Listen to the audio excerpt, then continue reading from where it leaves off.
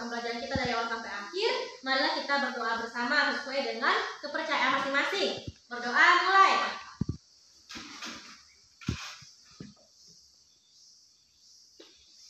Berdoa selesai. Apa kabar semuanya? Udah sarapan belum? Udah? Jangan lemas ya. Semangat dong. Nah, untuk pembelajaran kita hari ini kita akan belajar interaksi sosial. Interaksi sosial. Nah, sebelum mulai Ibu mau tanya dulu nih. Sebelum ke sekolah, anak-anak semua ada nggak yang berkomunikasi dulu di rumah? Sama orang tuanya, sama adik. Ada kan berkomunikasi dulu sebelum pergi sekolah? Nah, komunikasi itu termasuk jenis interaksi sosial. Nah, di sini siapa yang udah tahu apa itu interaksi sosial? Nah, interaksi sosial adalah hubungan timbal balik antara individu dengan individu, individu dengan kelompok. Bagus gambar Ibu? Bagus? Bagus. Nah, kelompok dengan kelompok.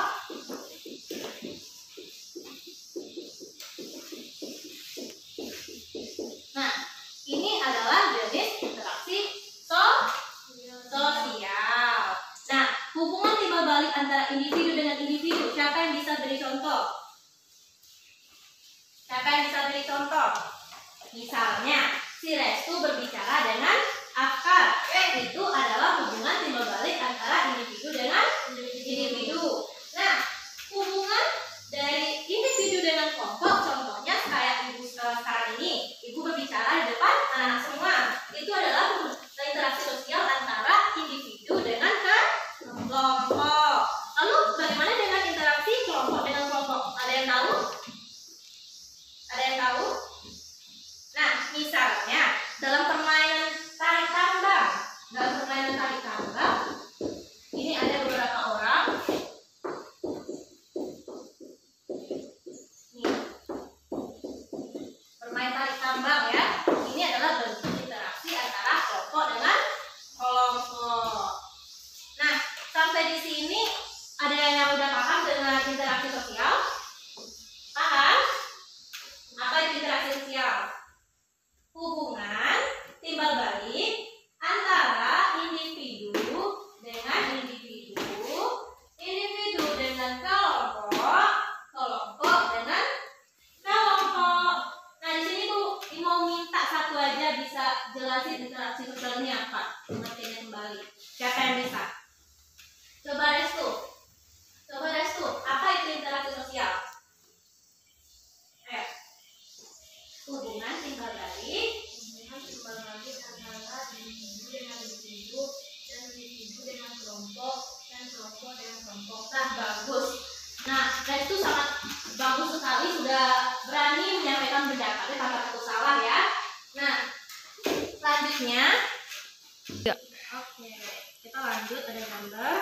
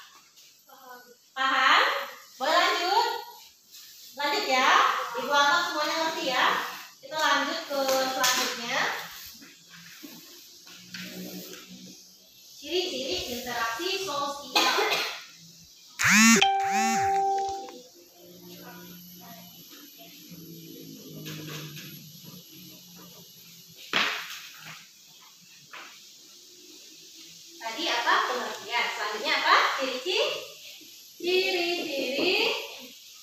interaksi sosial.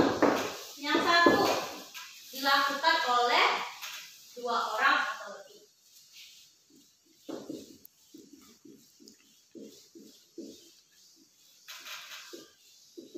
Lebih dari dua orang.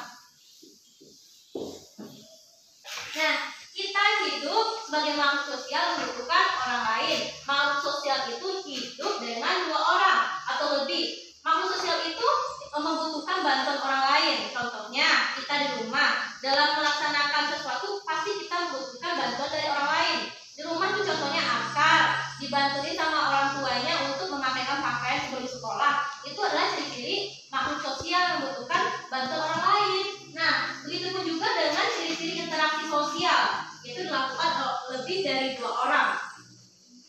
Nah, selanjutnya ciri-ciri dari interaksi sosial yaitu adanya simbol-simbol. Adanya simbol-simbol. Apa yang dimaksud simbol-simbol? Contohnya dalam kita berkomunikasi menggunakan bahasa. Bahasa itu juga termasuk dengan simbol. Seperti ibu yang berbicara bahasa Indonesia atau berbicara daerah kita itu bahasa daerah Minangkabau ya, itu juga termasuk simbol-simbol dari interaksi sosial. Interaksi sosial itu dalam berkomunikasi kita menggunakan bahasa, dan bahasa juga merupakan simbol dari interaksi sosial, dan juga tulisan juga merupakan simbol-simbol. Nah, selanjutnya gerak tubuh.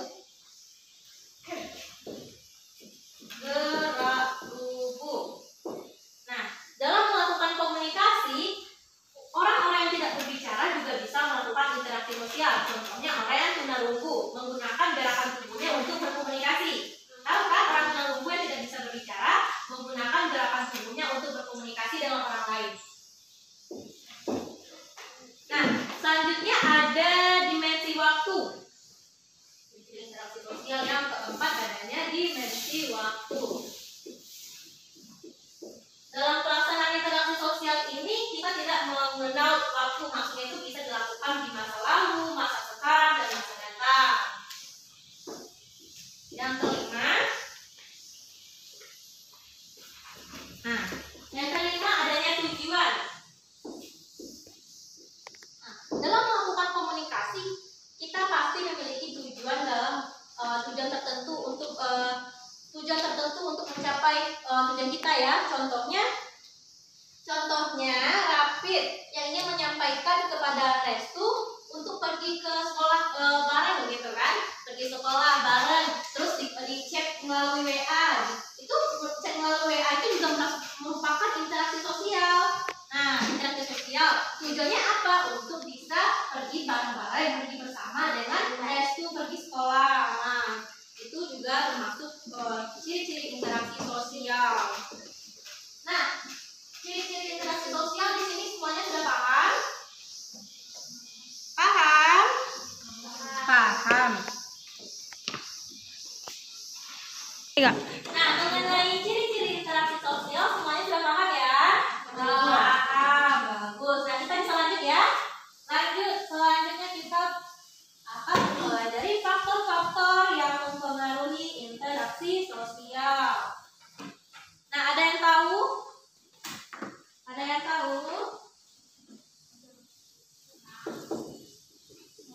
Faktor-faktor yang mempengaruhi interaksi sosial. Ada enak semuanya. Yang pertama ada imitasi. Ada yang tahu imitasi? Identifikasi.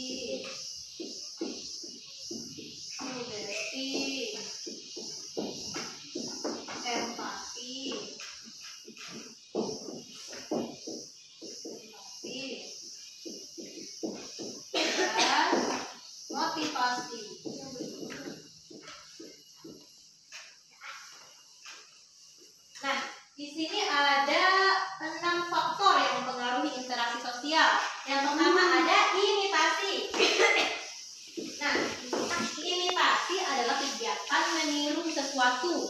Bisa itu meniru sikap seseorang, meniru baju seseorang, meniru gaya pakaian. Contohnya seperti Abim yang meniru gaya Michael Jackson. Itu merupakan bentuk imitasi, termasuk meniru ya, meniru. Nah, selanjutnya ada identifikasi. Identifikasi ini tidak jauh berbeda dengan imitasi, sama-sama meniru tetapi lebih spesifikasi. Contohnya ada orang yang rela beroperasi plastik, untuk bisa mirip dengan idolanya. Contohnya Restu yang ingin operasi plastik supaya bisa mirip dengan Kristal Siniside misalnya ya. Itu sudah merubah jati dirinya sendiri, tidak menjadi dirinya sendiri.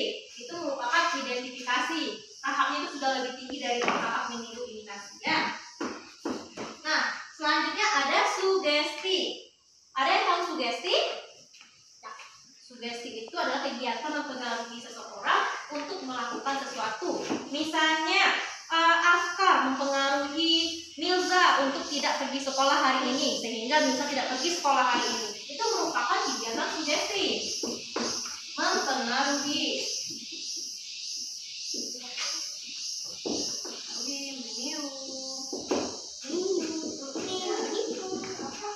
Nah, kita lanjut ke empati. Empati ini adalah kegiatan yang siapa tahu? Siapa yang tahu? Siapa yang tahu empati?